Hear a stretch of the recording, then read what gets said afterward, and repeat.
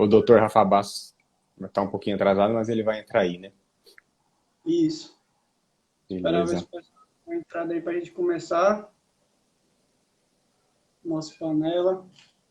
Beleza, o Alessandro entrou, o California Burger entrou também. Decolando. Beleza. Aí, semana passada, infelizmente, a gente não teve a panela das opções, né? A gente teve. Acho que os três estavam com um problema enrolado, a gente acaba. Eu tinha tomado a vacina do Covid, nossa, eu tava passando muito mal, tava com frio, calafrio, dor de cabeça, tudo que eu podia sentir. Achei que ia ficar ruim, dormi no outro dia, acordei 100%, como se nada tivesse acontecido. Pois é. Rafa também estava ocupado, eu também estava um dia bem agitado, mas enfim, acabou que a gente adiou para essa semana. E acho que o pessoal que está entrando aí ainda, né? Mas quem não conhece ainda o programa, né, Tomboli? A gente sempre tem um panorama macroeconômico aqui antes de começar a falar exatamente das operações e tudo. A gente começa com esse panorama, depois a gente parte para os gráficos, né? A gente sempre mostra os gráficos mais importantes, né?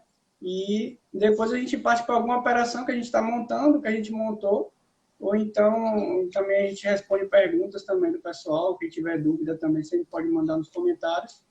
E, pois é, o panorama não mudou muito, né, do último programa que a gente fez para cá. Naquela época foi interessante porque na quarta-feira que a gente fez o programa acabou que aparentemente não ia ter um conflito, né, a priori tinha acontecido alguma composição ali entre as forças e que gerou uma prorrogação, ao menos, da ideia de ter um conflito, né? Uhum. E agora a gente já está com outra perspectiva diferente, né?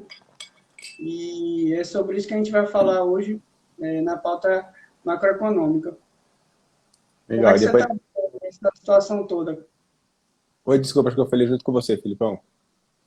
Não, eu queria perguntar como é que você está vendo essa situação toda, como é que você está enxergando, o que, É, que você eu, acha de implicação mais ainda, né? eu acho que o clima pesou um pouco, né? É a primeira guerra anunciada, né? O pessoal fala que não tem, geralmente não tem crise anunciada, não tem guerra anunciada, mas acho que essa guerra acabou sendo anunciada, né? Então acho que é isso que é um pouco legal. Falando de mercado, isso que é legal, porque a história ela não se repete, mas ela rima, né? Então tem algumas coisinhas que acabam mudando de um tempo a outro, né? Mas o que eu tô vendo eu tava com uma pressão muito grande, né? A Rússia estava fazendo todo o circo em volta ali da Ucrânia e chegou num determinado momento, o Putin mandou e começou uma guerra ali, né? Acho que o clima ficou bem pesado porque acho que todo mundo achou que poderia os outros países entrar, né? Os Estados Unidos entrar, a China entrar, e aí na hora que os Estados Unidos declarou que eles não iam se mexer, né, só ia fazer as sanções, acho que o mercado deu uma aliviada, o mercado americano estava caindo bem, na hora que teve essa notícia, o mercado começou a virar, e depois aqui tá esse clima tenso, né? A gente não sabe assim, quanto tempo vai durar, se vai acabar, se não vai, né? O que vai acontecer nas próximas cenas, né? E aí o mercado tá estressado. Eu gosto bastante de acompanhar aquele indicador do VIX, né? O do medo, e aí a gente pode ver que eu posto ele todos os dias no Instagram, a gente pode ver que o medo extremo ali chegou, né? E aí então o mercado está bem tenso, só que, por exemplo, hoje o mercado americano subiu, o mercado brasileiro subiu, né? Então vamos ver como que vai ser os próximos capítulos. E você, como você enxerga, Felipão? Mandar um abraço para Marlon aí também, decolando na bolsa também, grande comandante Oliveira aí, presente aí sempre. Pois é, exatamente isso, eu estou vendo dessa forma também. Eu acho que a gente está com um copo bem cheio, assim, sabe? Então, apesar de os movimentos da Bolsa, em termos numéricos, né, estarem até segurando ali, a Bolsa ainda está segurando, né, lá fora, e aqui a gente está até subindo, né? A gente já chegou nos 115 mil pontos. Mas, assim, o que a gente vê com esses indicadores que você falou do VIX, né, com aquele que a gente coloca lá do medo, né, o do medo lá da CNN e tal, que eles Uhum. colocam aqui, medo extremo. é como se tivesse uma tensão no ar, mas também os movimentos estão assim, pelo menos, apesar da grande volatilidade, né? Eles estão no mesmo patamar, segurando ali, né? Os preços não estão caindo vertiginosamente, né? A gente já estava na tendência de curto prazo de queda na Bolsa Americana e esse movimento meio que se acentuou também, né? Tem um comentário aqui do Partners Tricle, não sei. Ele falando do problema da É. colateral. Ele é o meu aluno, Márcio Freitas. Fica mais fácil falar pelo nome. Fala, Marcelo. E então, eu tenho ouvido alguns relatos que eu tenho ficado assim um pouco admirado, na verdade. O que acontece? A gente sabe que tem um clima tenso, um clima de conflito, né? Uma guerra que a gente não está tão acostumado a ver. Isso mexe com os investidores, não tem como, né? Mas, assim, eu tenho ouvido algumas histórias assim, de muito burburinho falando em Terceira Guerra Mundial, em, em risco sistêmico em relação ao Banco da Rússia, por exemplo, de levar outros bancos. Eu acho que a gente tem que ir com calma um pouco, né? A situação para ser observada ainda. Estão sendo impostas várias sanções, né, econômicas. Eu acredito que, apesar de algumas pessoas falarem que sanções econômicas não tem tanto reflexo, mas eu acho que está tendo sim um reflexo, um certo reflexo. Não é à toa que a Rússia aumentou, o Banco Central russo aumentou, né, mais de 110% a taxa de juros. Isso não é à toa. Eles saíram de 9,5 para 20, não foi? 20%. 9, exatamente. 9,5 para 20, então, assim, uma alta muito significativa, né? E destinada a... não é nem atrair investimento, eu acho, né? É fazer com que as pessoas pensem duas vezes em tirar o dinheiro de lá, né? Da Rússia e tal. Mas é uma situação complicada, né? Sob esse prisma. Mas, apesar disso, né? E que eu acho que a gente deve passar para o pessoal aqui que está acompanhando a gente, é que apesar da tensão toda, né? Com a gente como investidor, a gente tem que estar atento, mas não deve ficar com medo, nem apavorado, nem desesperado, com medo de que vai vir um hecatombe, né? Porque esse tipo de relato é muito fácil de ser propagado, vende muito, né? Mas a gente tem que agir com tranquilidade, né? Saber as nossas posições, acompanhar. A gente vai falar mais ao longo do programa aí sobre esse tipo de situação, para quem está com operação, para quem não está, né? Se pensa em fazer alguma coisa, se pensa em fechar, enfim, mas o panorama agora é esse, né, de indecisão, ninguém sabe para que rumo vai tomar, e os mercados, acredito que, apesar do medo, também estão meio parados nesse aspecto, né? Não está havendo grandes movimentos, lógico, nas bolsas principais, né? Não na Rússia, que já é outra discussão. A Bolsa da Rússia, ela sofreu bastante, né? Os ativos sofreram muito, os bancos sofreram muito, né? Os ETFs que são listados nos Estados Unidos caíram bastante. E eu também concordo com você, Filipão. Acho que, apesar do pessoal falar que as sanções não afetam em nada, afetam sim, né? Todo mundo limitando a Rússia, né? Não deixando investir, fazendo punições, tudo, e isso daí vai gerar trilhões de dólares em consequência para os países, né? Porque a Rússia, querendo ou não, ela é relevante, né? Como você enxerga a Rússia em relação ao mundo? Não, com certeza, né? Assim, a Rússia, ela está tendo esse... A gente comentou há 15 dias atrás sobre essa possibilidade, essas grandes potências mundiais, a forma como eles se movimentam, né? Esse tipo de conflito, apesar da gente não ter visto costumeiramente, mas as grandes potências, quando elas querem aparecer, elas querem surgir, elas têm as estratégias delas, elas têm as táticas delas, né? E com a Rússia não é diferente. A gente falava na época da importância que a Rússia tem para o gás, isso aí, né, todo mundo está falando, o gás na Europa, 1/3 vem de lá, mas eu acho que, por ser uma grande potência, né, ela acha que, muito provavelmente, por ter essa relevância em alguns aspectos, para de gás, trigo, milho, essas coisas, e ela acha que pode negociar nesse aspecto, né? Então, por exemplo, você fecha uma torneira de gás ali no momento, para poder negociar, para barganhar uma coisa, outra. Então, esse tipo de coisa a gente vê, não só com a Rússia agora, mas vê com outras potências também durante muito tempo. Inclusive, eu estava começando a ler um texto aqui do Rei Dário, que eu fiquei sabendo agora, que saiu, e ele falou uma coisa que eu estava pensando esses dias, realmente. Por que essas sanções todas estão sendo impostas, né, e quais seriam as repercussões? Porque a gente, por exemplo, a gente investe fora, nos Estados Unidos principalmente, e a gente não fica pensando tanto nas consequências, né, em relação a isso. Mas quem está na Rússia, por exemplo, um investidor russo que viu a bolsa cair lá, sei lá, 40%, ou então está proibido de fazer remessa para fora do país. Esse tipo de sanção, e o Rei Dário falou justamente disso aqui no texto que ele escreveu, eu vou até publicar depois no Instagram, no Stories, ele fala o seguinte, que qual é o grande efeito disso?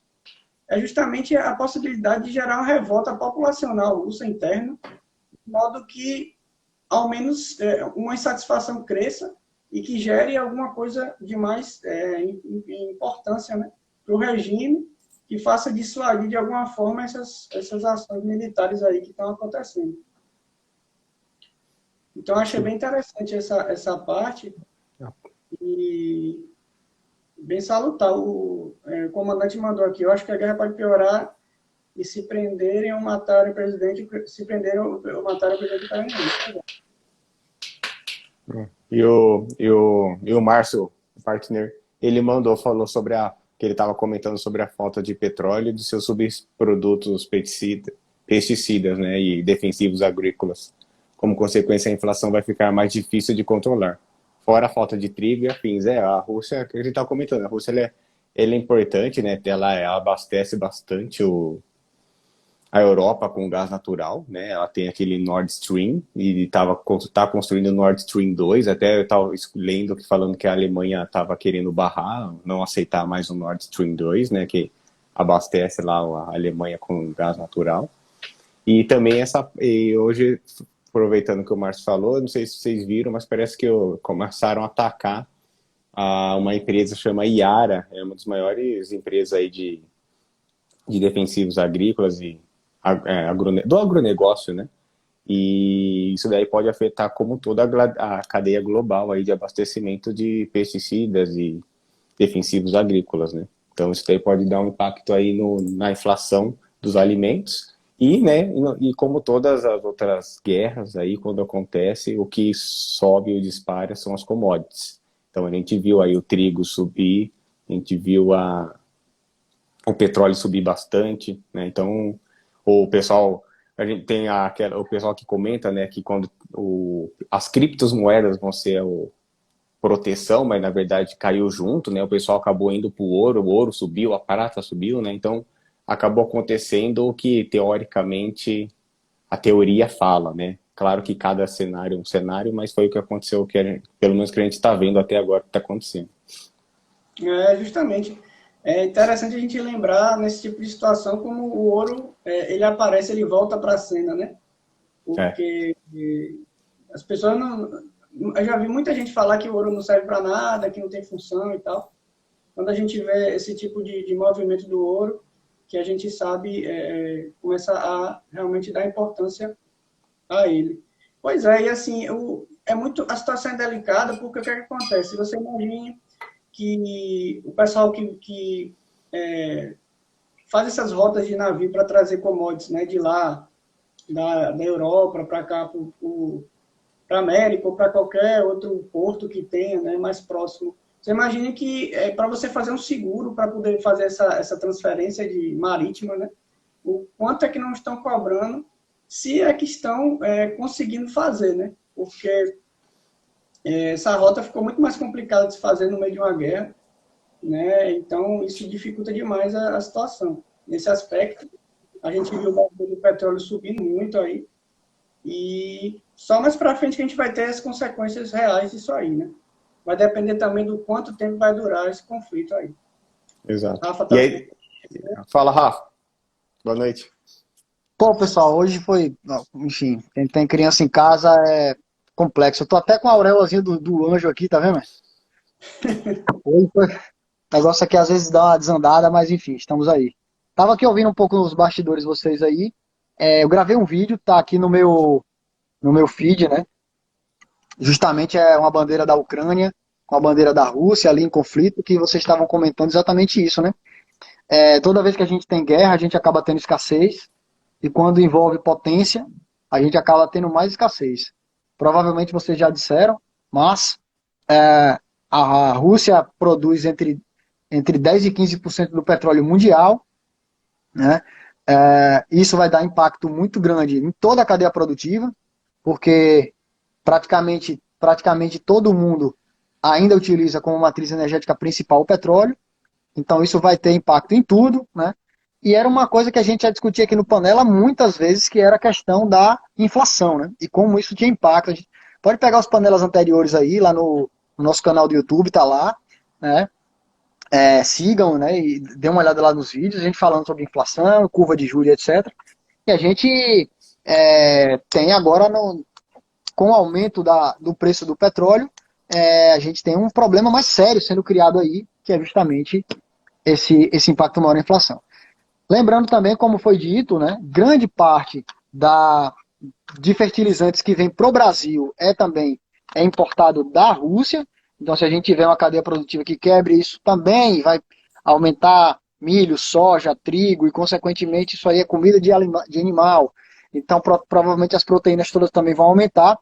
Para a balança comercial brasileira, não sei o que, que os caras acham, teoricamente não vai ser ruim, porque, em tese, a gente vai exportar produtos mais caros.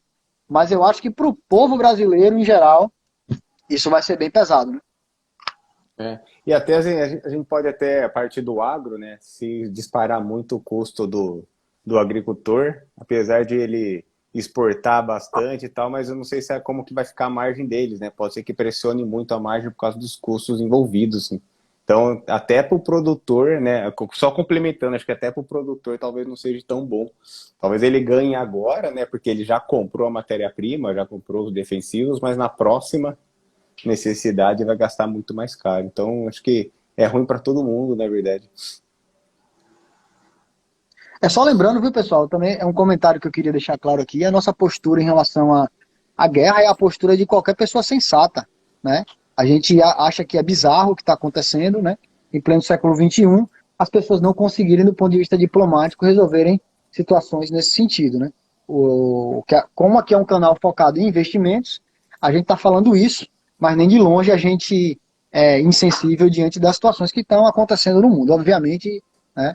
Isso não passa pela nossa cabeça ganhar dinheiro em cima do sofrimento das pessoas. O que a gente está discutindo aqui não é isso. É o impacto no dia a dia, né? Não é como lucrar nesse cenário, né? De uma forma pura e simples e inescrupulosa, digamos assim. Porque é importante dizer isso porque eu estava até surfando hoje à tarde e estava conversando isso com um colega. Como a gente, às vezes, que investe é visto como um cara insensível nessa questão, né? Mas aqui a live, apesar de a gente, obviamente, ter ciência de que é uma bizarrice isso que está acontecendo, é óbvio, né? Não precisa nem, é redundante até comentar, que a gente está comentando aqui é os efeitos dessa bizarrice no nosso dia a dia. Que fique bem claro isso, né, galera? Com certeza. E pode ter, então, e vamos ter que saber também qual que vão ser os efeitos após acabar, né? E tudo que está pressionando os preços para cima pode ser, né? Ninguém sabe, mas pode ser que na hora que acabar e resolver a situação, que pode ser amanhã ou pode demorar muitos dias ainda, né? Não sabemos como que vai acontecer. É tudo que está subindo, né? Os preços de tudo aí, de repente eles voltam a cair. Então a gente é um momento muito tenso para o mercado, né? Por isso que a volatilidade fica muito alta. O que vocês Como pensam em relação a isso? Como vocês estão se comportando nesse cenário, a carteira como um todo, né? Não só pensando como opções. assim, como eu falei antes, né, tudo vai depender do tempo que vai demorar, né? Essa quebra das cadeias, esses preços que estão fora do padrão. Então, assim, a gente viu que na Covid aconteceu algo parecido, que foi a quebra da demanda, que durou vários meses, né? Infelizmente, né, a gente tem que falar a realidade, né? A gente não pode querer mascarar. Eu acredito que qualquer conflito dessa proporção não vai resolver da noite para o dia, infelizmente. né? Por mais que tenha um cessar-fogo, tudo, mas são semanas negociando, né? São estratégias, envolve o mundo inteiro, né? Então, a situação é delicada nesse aspecto. Mas em relação à montagem de carteira e posicionamento, eu acho que o momento, como eu falei antes, é de observação. Eu, pelo menos, estou fazendo isso. Em relação, então, assim, eu prefiro, nesse momento, esperar, né, ver quais são os próximos passos.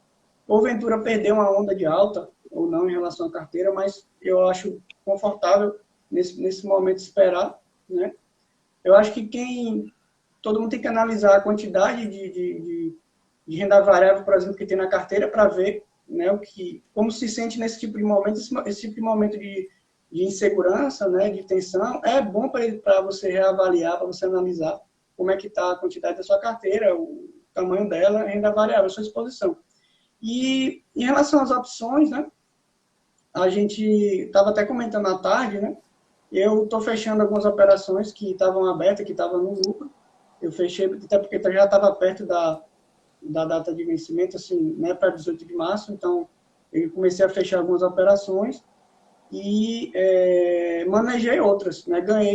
Fiz rolagens para ganhar tempo, né? Então, manejei para 40 dias, né, para frente, lá fora, para poder ganhar esse tempo, né? E a gente trabalha com o tempo nas opções, né? O tempo se você está vendendo opções, vendendo, né, volatilidade principalmente, quando você rola, você ganha tempo, né? E vai fazendo esse manejo. Geralmente eu faço com 10 dias, por conta dessa situação, eu antecipei um pouco para poder ganhar um fôlego maior. Uhum. E você, Rafa, como está a sua carteira? Então, eu tô, assim, eu tava até conversando isso hoje à tarde também, né? Como a gente se expor no mercado desse, né? A gente sempre fica com aquela história, poxa, mas todo mundo esperava a bolsa caindo e a bolsa, na verdade, subindo, né? Lembrar que a bolsa brasileira, pessoal, ela não tem uma correlação tão grande com algumas situações. Por quê? Porque a bolsa brasileira, ela é em grande parte, composta de empresas relacionadas a commodities, né? E nesse momento, como já foi dito, teoricamente as commodities sobem, expectativa de lucro dessas empresas também sobe. Então você viu hoje, por exemplo, é, as empresas de mineração e siderurgia subindo muito forte, Vale subiu quase 8%, e aí vem CSNA, as outras todas. Petróleo subindo bastante, então Petrobras, Prio, e as outras, né, enfim, ligadas a petróleo ali também subindo. Então a gente observa que, em tese, a Bolsa brasileira pode também ter uma puxada para cima, como vem tendo, né, mesmo com esses conflitos todos em voga aí.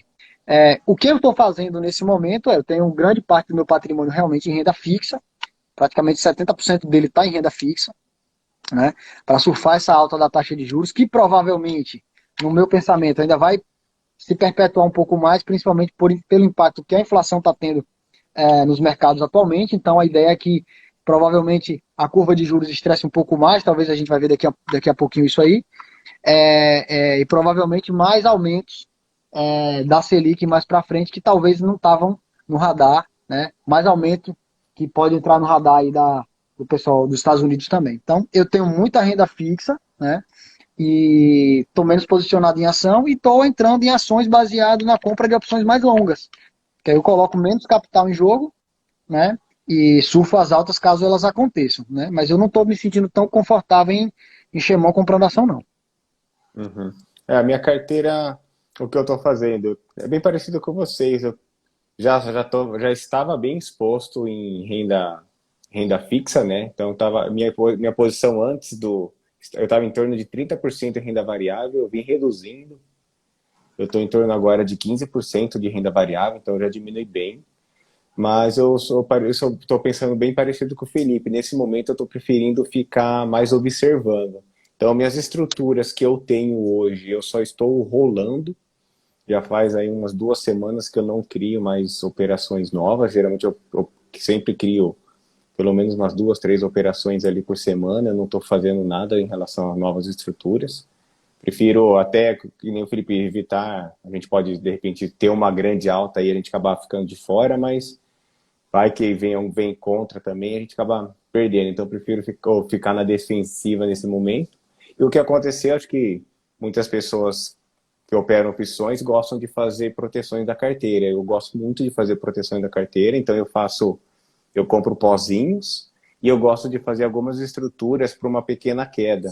Então, trava de baixa, eu gosto de fazer a estrutura 441, fazer borboleta, fazer um Power Cover Put, o zebra, então eu faço algumas estruturas ali para uma queda. E semana passada eu desmontei algumas, e essa semana nos Estados Unidos eu desmontei outras. Então, assim, a minha proteção diminuiu bastante. Então, pensando agora só na minha carteira, espero que não continue caindo mais, porque daqui a pouco eu termino de fechar e eu vou ficar quase sem proteção. Só vai me sobrar os pozinhos numa grande queda. Então, o que eu vim fazendo essas semanas, eu fui coletando o lucro das minhas operações de proteção. Só uma ressalva em relação a isso também. A gente falou antes que o mercado, e só para concluir em relação ao posicionamento do mercado, na minha opinião, agora o mercado está sem definição. Ele está esperando algum posicionamento, né? Graficamente a gente vê que ele está ainda naquela faixa que a gente está vendo, lateral e tal. Principalmente o SPX, né? Que é meio que a renda variável principal, assim, mais conhecida, né? O índice de ações. Em relação ao pozinho, é bom a gente falar também, né, Tombolo, que esse momento o pozinho muito provavelmente está muito caro, né? Então você está indo das que você comprou barato, né? Porque assim, eu estou ouvindo também muita história, vou comprar pozinho, não sei o quê. Galera, pozinho agora está muito caro, né? Uma volatilidade imensa, o VIX bateu 30 e tantos, então é bom a gente lembrar isso, fazer essa ressalva para o pessoal, né? E assim, para mudar já o assunto e puxar outro tema, se vocês não tiverem mais nenhum comentário em relação a isso, mas quem apareceu hoje foi Jerome Powell, né? Falando que já concorda com o aumento de 0,25 lá na taxa de juros americana, vai começar de março, e que está aberto para outros aumentos. E aí, como é que pode, né? Nessa situação, acho que pouca gente está falando disso aí, né? No meio desse noticiário todo do conflito, ele soltou essa hoje aí e aparentemente o mercado não achou ruim, não, esse movimento dele. A gente podia aproveitar que tá falando disso daí e dar uma olhada nos gráficos para mostrar como que o mercado está mais, como você comentou, está mais lateral, né? Esperando uma notícia. Você tem eles aí, Felipe? Tem, né? Deixa eu tirar os comentários aqui, eu nunca fiz, deixa eu ver onde que faz isso. Desativar comentários. Pode ir lá. Bom, aqui é SPX, né? Vamos lá, a gente estava comentando na época, né, 15 dias atrás, que o mercado muito provavelmente ia tradar nessa faixa aqui. Nessa faixa aqui, né? E que muito provavelmente, a não ser que acontecesse algum movimento extremo, alguma coisa assim, como até você falou, que poderia ter um aumento dos juros antes, né? Sem previsões, né? Que poderia perder essa faixa aqui. O que aconteceu foi que com o conflito, o início do conflito, né? Ele realmente perdeu o SPX, perdeu essa faixa aqui de resistência e veio testar aqui, né, embaixo e voltou, retornando aqui para essa faixa dos 4.400 mais ou menos. Então, seguindo aquela linha que a gente estava falando aqui, né? Pelo menos a minha opinião ainda, que se nada além do que está acontecendo, né, mais extremo acontecer, eu acredito que pode ser que ele trade aqui, a tendência é que ele fique nessa acumulação aqui. Apesar de estar realmente numa figura de baixa ainda aqui, né? Uhum. Tá numa tendência de baixa, hein? Exato. Mas como a gente fala de eventos, né, extremos, isso aqui foi um evento extremo, isso aqui foi outro evento extremo, que logo segurou aqui, né, nessa faixa. Mas, enfim, vamos observar os próximos movimentos do mercado, depende muito desse clima político que está aí, desses conflitos, né? O VIX também oscilou muito, né, mas ele já está nessa faixa aqui segurando, né, mais de 30, né, que é uma faixa relativamente elevada para os padrões dele, né? Então, também volatilidade lá no alto. É um mercado muito agitado, muito movimentado e sem definição, eu acho, né? Apesar de você ver só a escalada do medo, vamos dizer assim, do VIX subindo, da vol subindo, mas sem nenhuma definição, na minha opinião, até o momento. Uhum. Os juros americanos aqui também oscilando muito, né? Você vê esses candles aqui grandes demais, ó. São grandes movimentos, né? É como se fosse um mar com maré agitada. Se a gente fosse fazer uma analogia, é mais difícil de nadar, né? É mais difícil de nadar nesse tipo de mar, né? Vamos dizer assim, fazendo uma analogia com o mercado. Então, ele está aqui, no juros de 10 anos, já está em 1,87 nesse momento. Só fazendo um adendo aqui ao que, ratificando o que vocês estão comentando, pessoal, qualquer previsão em relação a isso, previsão já é um negócio barca furada, né? Aí nesse momento, vocês vão ver que muita gente vai estar, até comentei isso no grupo hoje, muita gente fala que vai subir, que vai cair, que é isso, que vai... Rapaz, ninguém sabe. Eu acho que nem o Putin sabe o que vai acontecer, entendeu? Então, qualquer previsão de que, não, agora, porque com essa commodity isso vai acontecer, isso é tudo narrativa, é tudo exercício de gasto energético sem sentido, porque, de fato, como eu disse, nem o presidente russo, ninguém sabe o que vai acontecer, né? Em tese, tava lembrando do livro chamado Arte da Guerra, né? Que uma coisa importante é sempre deixar uma saída para o soldado, né? Uma saída honrosa, né? E uma saída honrosa para o soldado. Porque se você aperta o cara e não dá saída para ele, estatisticamente um soldado leva 27. Se eu não me engano, a coisa pode ser assim. Então, em tese, do ponto de vista de política, para acabar minha fala em relação a isso, a gente talvez, se os meninos não quiserem falar mais nada, mas falar das opções, a gente tem que deixar uma saída para o Putin sempre entender uma saída honrosa para ele, ele dizer assim, não, realmente aqui chega, vamos retroceder. Porque se começarem a apontar de todos os lados, realmente as coisas podem piorar muito, né? Isso é uma tática utilizada em tudo, né? Nos negócios também, em negociações sindicais, em tudo, né? Você tem que deixar uma possibilidade ali de o negócio sair. Se o seu círculo cercar de todos os lados, aí a guerra não acaba nunca, né? Alguém tem que morrer, né? Alguma coisa assim para poder acabar. Então, o negócio pode ficar bem feio.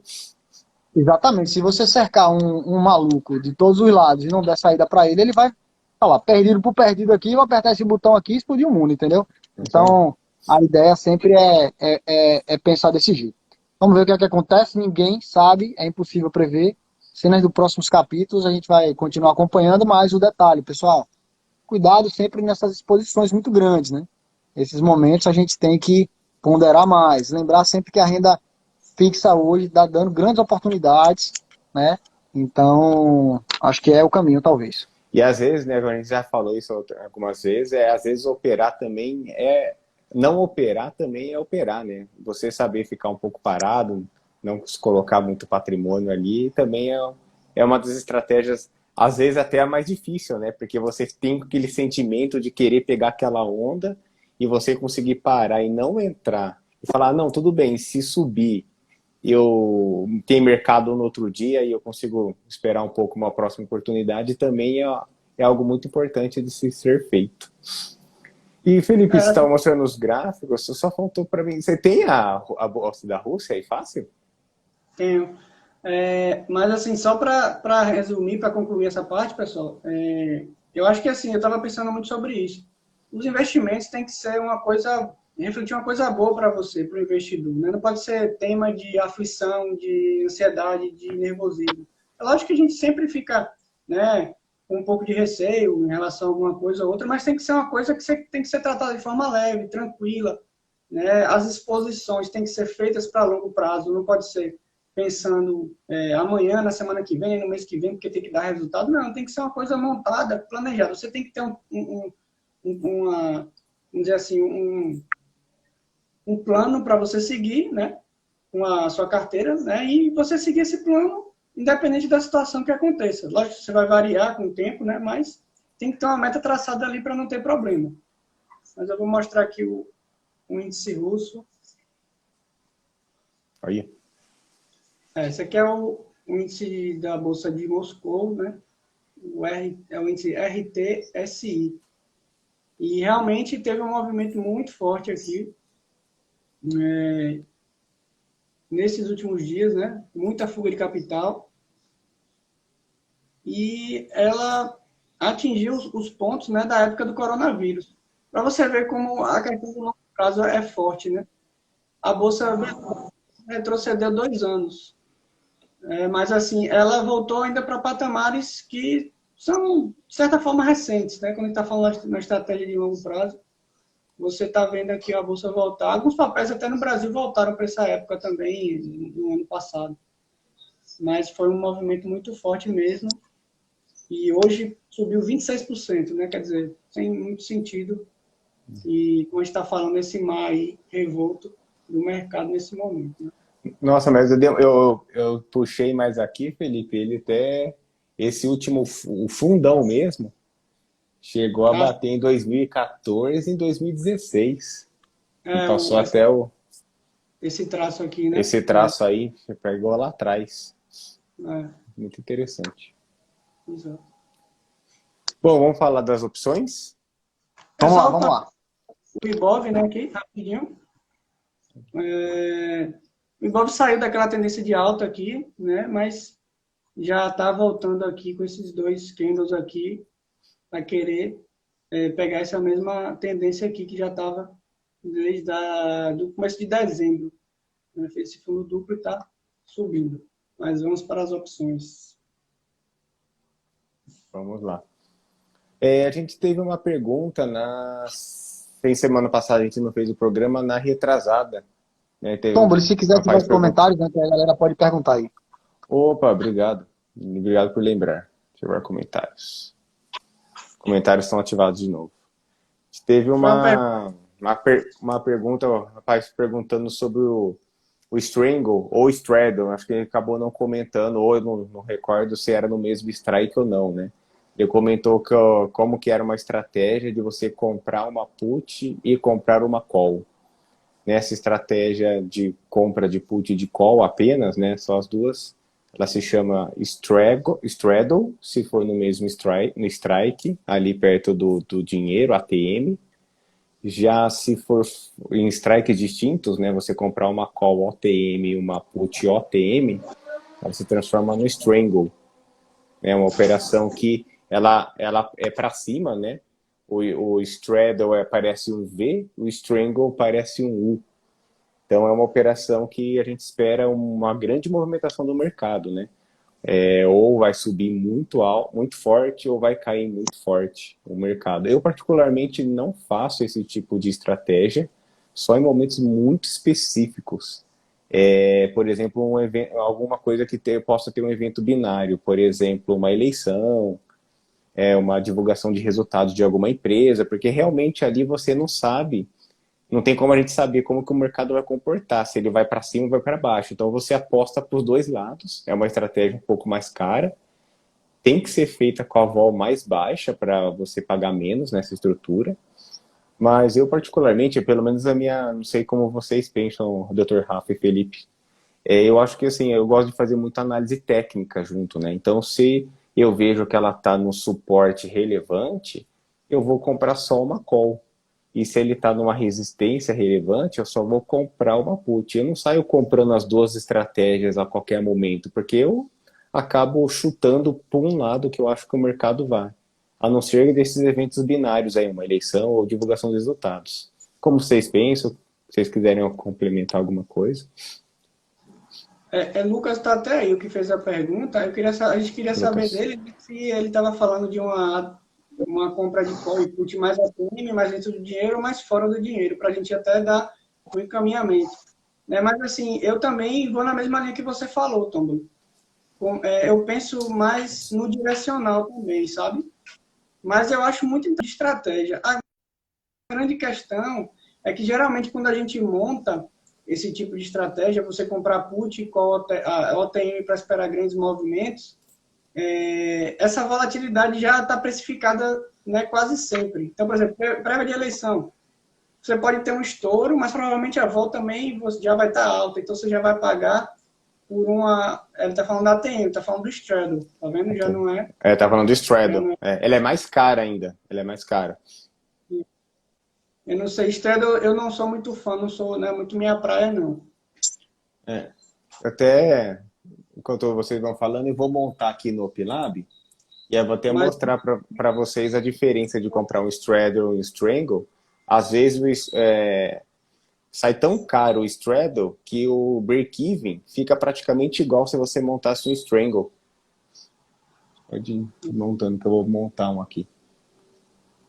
É mas eu acho que E uma, você, movimento, é se um, você comprar.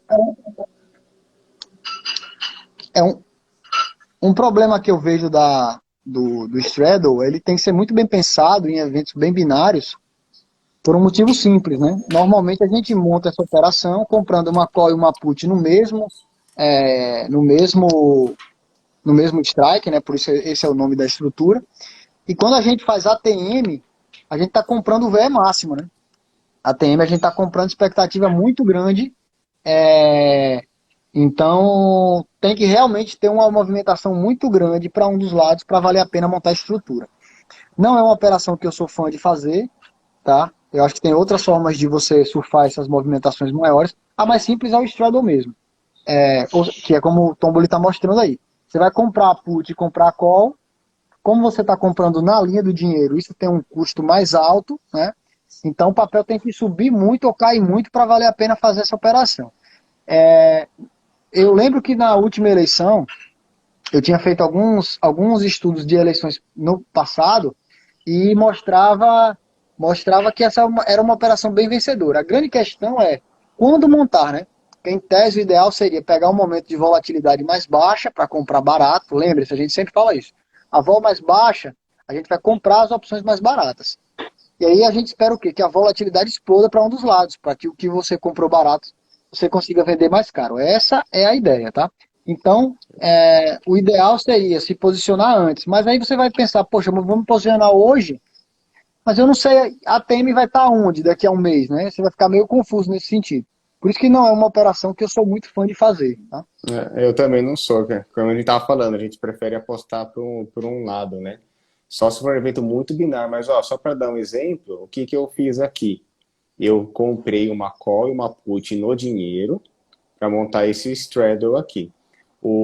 Beleza, a simetria dela é muito legal, ó, porque se o mercado cair, você tem muito a ganhar, e se o mercado subir muito, você tem muito a ganhar.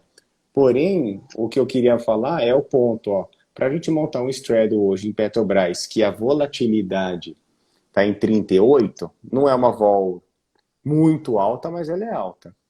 O que acontece? A gente gastaria R$ 404. Beleza, a gente pode ter lucro ilimitado. Mas o que eu acho interessante, ó, o break-even, na hora que a gente compra, ela sai bem caro, o break-even, ó, ela cai para 30,47 e 38,55. O papel tá 34,67. Não sei se vocês são tão rápido de conta de cabeça, mas o Rafa acho que talvez seja bem rápido aí, ó, de 34,67 para 30,57 dá mais de 10%, sei lá, 12%. E para alta, tem que subir também aí, sei lá, 10, 12%. Então a gente está falando aqui que a gente montou uma operação que o break-even vai ser 10% para baixo ou 10% para cima, mais ou menos. Estou arredondando que estou fazendo a conta de cabeça aqui. Ou seja, é uma movimentação muito grande para o papel para a gente poder ter o lucro. Então por isso que eu não gosto muito dessa operação. É claro que só de ela movimentar, a gente já ganha, mas do outro lado a gente está perdendo, né? Então tem que ser uma movimentação muito grande mesmo. E aí, Grande e quer ver? rápida. Oi? Grande e rápida de preferência, né? Grande e rápida, porque a gente está teta negativo, então a gente vai perdendo dinheiro conforme o tempo passa. E agora, só para fazer uma brincadeira, eu vou comprar, do que eu comprar no dinheiro, eu vou comprar aqui ó, no Delta 35, ó, put no Delta 35 e uma call também em Delta 38, que está aqui. Ó, do QC404, ela cai para 256. E olha que interessante, né? O break-even, não sei se vocês lembram, era 30 e pouquinho também, mais baixo do que esse. E aqui era 38, aqui ficou mais alto. Olha que interessante, a gente gastou quase metade para montar O custo foi quase metade e o break-even foi praticamente igual, um pouquinho mais para queda, um pouquinho menos e para alta um pouquinho mais. Então acabou que custou metade aí e a gente tem praticamente a mesma estrutura. Então por isso que eu acho que o straddle, ele é muito caro para ser feito, eu preferia fazer um strangle no lugar. Pelo menos é o meu racional, né? Já que você acredita que vai ter uma movimentação muito grande, né? Por isso que você faria essa estrutura, eu faria um strangle no lugar do straddle.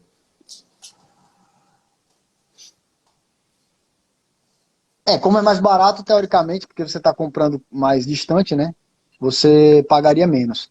Tem outras formas de você fazer, né? Você pode vender o papel e comprar uma cola, aí a gente vai, né, passar para outras situações. Eu acho que quando chegar mais próximo da eleição, os panelas vão começar a ficar como ganhar dinheiro em ano eleitoral, viu? Eu acho que vai ser Isso bem aí. interessante para a galera tirar dúvida em relação a isso, tá? Mas em resumo, os straddles eu acho que são operações caras, tem que ser bem pensado quando você vai montar, mas se acertar, você vai ganhar bem.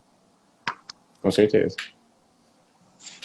E eu só queria comentar, não sei, se alguém tiver mais alguma pergunta de opções, mande aí no chat, fazendo um favor. Acho que tem uma aqui do Lucas também. Se for ATM ou outra OTM com o mesmo vencimento. Se for um ATM ou outra OTM com o mesmo vencimento. Teoricamente o Straddle e o Strangle, eles são sempre no mesmo vencimento. Se você fizer vencimentos distintos, já começa a mudar o nome da operação.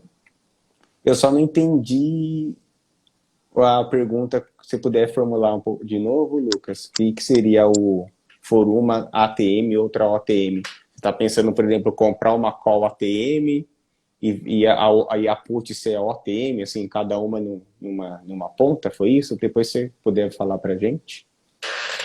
E eu queria aproveitar, meninos, mostrar aquela operação nossa de Embraer que está aberta. A gente abriu fazem 2, 3 semanas, foi isso? 3 semanas, né? E aí eu fiz um manejo nela. Não sei se o pessoal que está aí nos assistindo lembra, né? A gente fez um Seagull Embraer.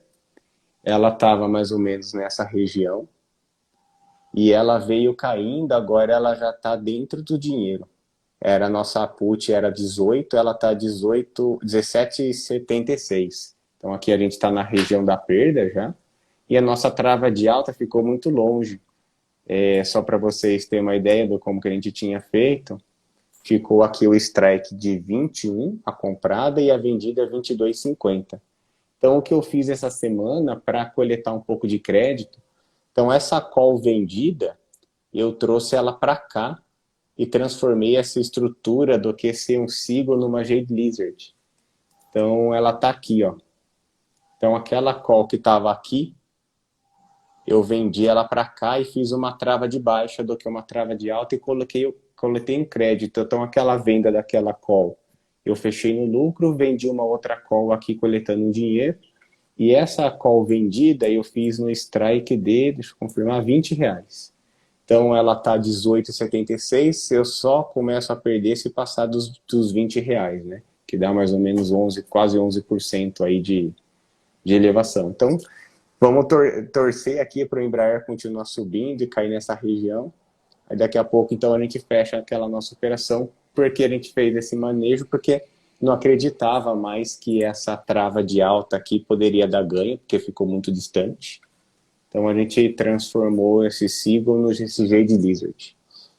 Eu queria fazer esse comentário aí. A Jade Lizard, ela é uma estratégia mais neutra, né? Só para explicar para o pessoal. Como o Tomboli falou, a gente trocou uma trava de alta por uma trava de baixa, né? Então, o pensamento agora é que a ação fique nesse nosso break-even aí, que a gente ganhe. Provavelmente com o aumento da vol, você conseguiu vender bem, né, Tomboli? Pegou um crédito. Peguei um crédito até interessante, mas assim, eu fiquei, para ser bem conservador, seria mais interessante se eu tivesse vendido, por exemplo, no 19, aqui eu ia conseguir um crédito muito bom. Mas eu não queria aumentar essa asa para aumentar o risco, né? E aí, por acaso, é que está faltando um pouco tempo. A gente, se continuar caindo, a gente pode rolar a trava vindo para cá, coletando mais crédito. Mas assim, poderia pegar um crédito maior, mas eu preferi ser mais conservador e manter uma mesa aqui grande, porque vai que o mercado está voltando a subir, vai que ela começa a disparar, para ela não passar essa ponta. Foi esse o racional, Fê. Massa, bacana, muito bom. E, Dr. Rafa, você gosta do Jade Lizard? Eu costumo fazer quando é uma das operações que eu utilizo para, às vezes, comprar papel mais barato. Normalmente eu faço Jade Lizard com call, né? Onde eu faço uma trava de baixa com call e vendo uma put fora do dinheiro, no strike que eu aceito assumir o papel, né? E uma vez que se o mercado subir, eu ganho em um intervalo, continuo ganhando se ele continuar subindo, e se o mercado degringolar, eu consigo comprar a ação no strike que eu já gostaria, menos o prêmio que eu juntei na montagem da operação, que às vezes a gente monta ganhando, né? Normalmente a Uhum. gente monta ganhando. Uma operação interessante. Podia ter uma discussão na semana que vem, né? A gente podia falar sobre Jade Lizard. É uma boa, Cris. Como a gente já fez o manejo do Seagull pro Jade Lizard, a gente podia detalhar melhor. Bom, beleza, acho que Bacana. é isso. A gente tá faltando 2 minutos aí para acabar. Então só queria agradecer a todo mundo que participou da live aí. Semana passada, infelizmente, a gente não conseguiu participar, mas semana que vem estaremos aqui para falar mais um pouco sobre o mercado e sobre opções. Beleza, galera? Pô, bacana estar aqui com vocês e semana que vem a gente se vê.